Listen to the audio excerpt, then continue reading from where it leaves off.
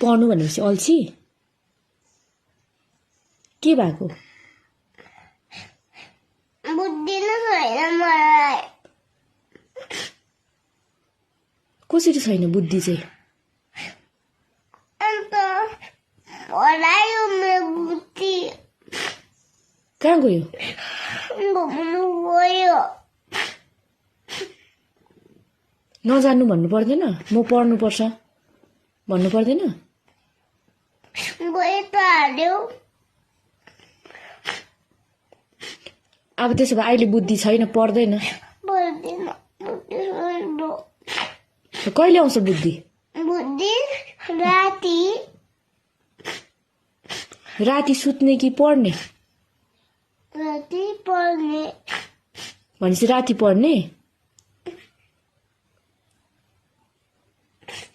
राति पढ्ने कहाँ गएको छ बुद्धि चाहिँ घुम्नु